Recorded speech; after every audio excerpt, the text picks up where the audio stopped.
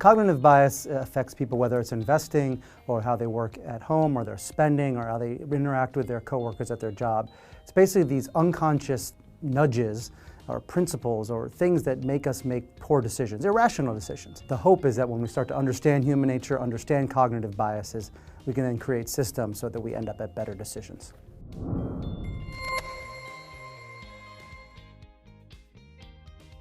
My name is Jeff Kreisler. I am co-author of the book Dollars and Cents, How We Misthink Money and How to Spend Smarter, and also editor-in-chief of peoplescience.com.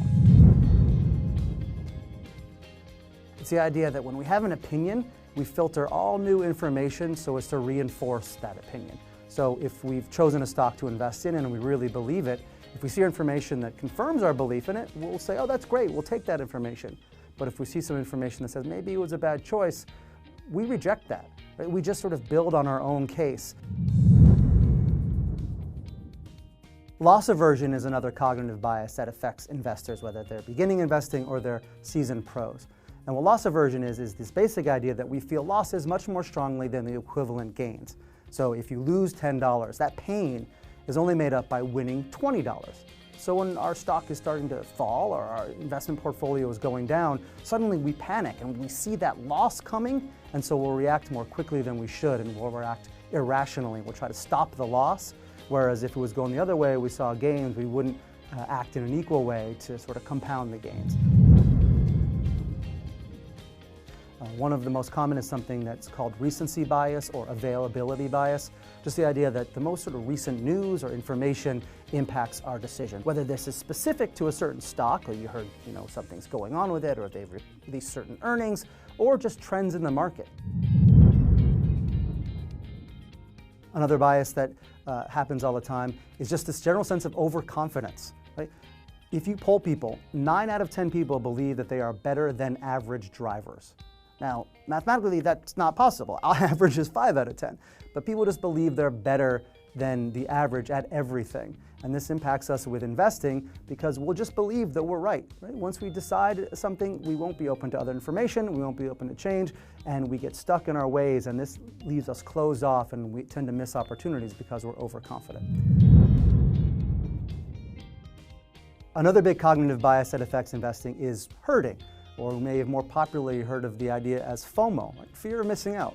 Everybody else is in the stock, right? Everybody else is seeing their portfolio rise based on certain investments. I want to get in on that. So the decision becomes based on what the herd is doing, what you fear that you're missing out on, rather than any sort of real research or looking at the viability of that particular investment. One of the biggest challenges facing investors now more than ever is choice overload and information overload. The fact that we have so many options of stocks to buy and things to invest in, as well as so much information about all these stocks and investments from so many different sources.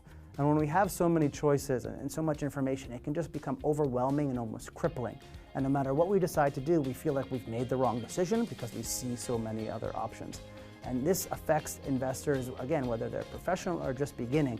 And it can really be a detriment. And it's often better to sort of curate your choices or have your choices curated for you and narrow down to a few than to try to think of all the possibilities out there. Because that's when we get overwhelmed, and when we're overwhelmed is often when we make the most irrational and sort of blind, stabby decisions. There are a bunch of different steps you can take to counteract cognitive biases in investing.